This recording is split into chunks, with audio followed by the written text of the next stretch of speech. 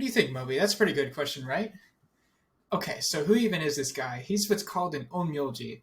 Basically, some guy who practices onmyodo, which is a type of divination based off of the yin and yang. We'll talk about that more in detail later, but first, let's talk about who this guy actually is. So he's actually a member of the Abe clan. He was born in 921 during the Heian period, which is in what is now modern-day Osaka in Japan.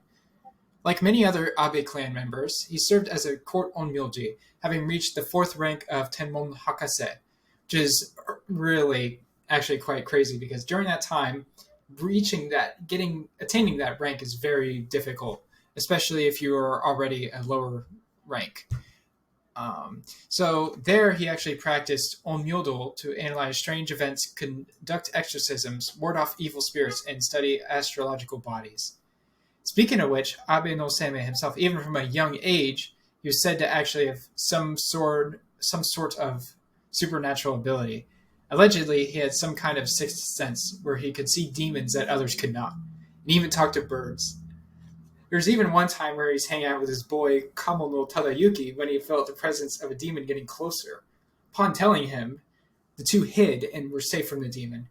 Then and there, Kamo no Tadayuki decided to take Seimei under his wing. Of course, all this held to moderate scrutiny. These claims don't really hold that much water, but you'll see that that's kind of a common theme with him. A lot of the information surrounding him is based more from a legend than actual historical fact. Anyways, he began studying onmyoji and astrology under Kamo no Tadayuki and also Kamo no Yasunori, both of whom were like the top dogs of onmyodo at the time. While Seimei served in court, he is said to have performed many miracles. On one occasion, he summoned forth showers of rain to a severely water-depleted village. And of course, there's that one time where he performed a ritual to seal the powers of a tengu. Again, you should probably take all these claims with a grain of salt. Due to his talents as an onmyoji and his quick succession in court, he even made an enemy known as Ashiya Doman.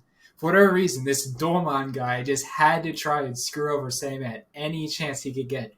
That being said, the information surrounding him is pretty lacking, and many of the accounts involving his and Seimei's rivalry are likely very exaggerated.